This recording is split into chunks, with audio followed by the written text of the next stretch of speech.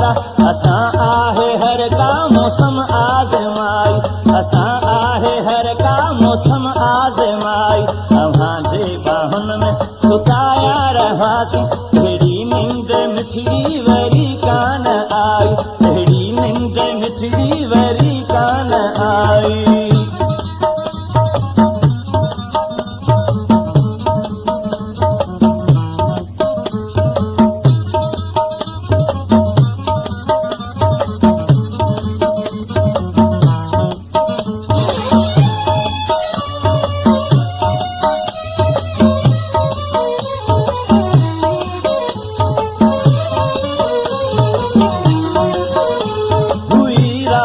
रोशन ऐं पंहिंजी हुई खेचल मुझे आंगुरनि में तुंहिंजा वार वेढ़ियल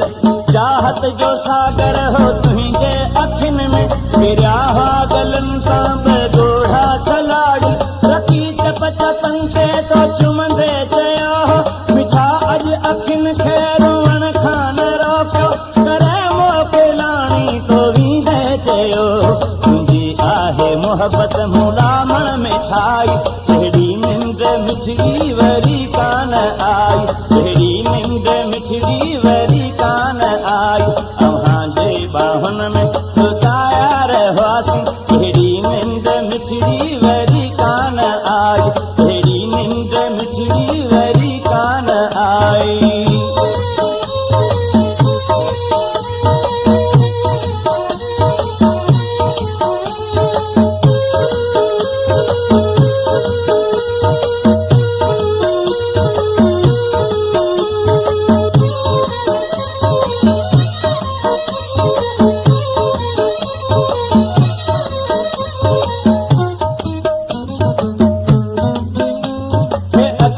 शराबी ऐं गलड़ा गुलाबी कननि में हे वालियूं ऐं चपड़नि ते सुर्खी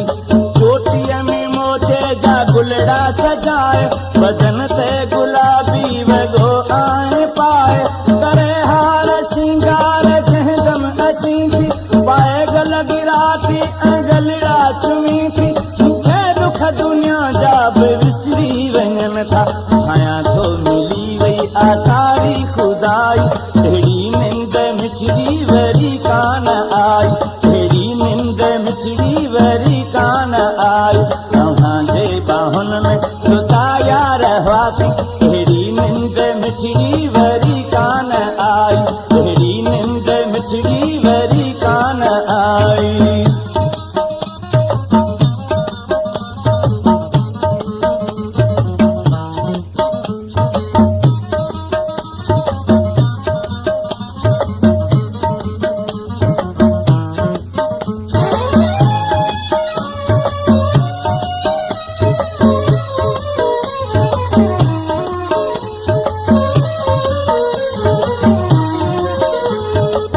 प्यारे पंहिंजो अमर आहे रहंदो ज़माने खां हरगिज़ जुदा की न थींदो सजण बस असांजो आहे साहतों में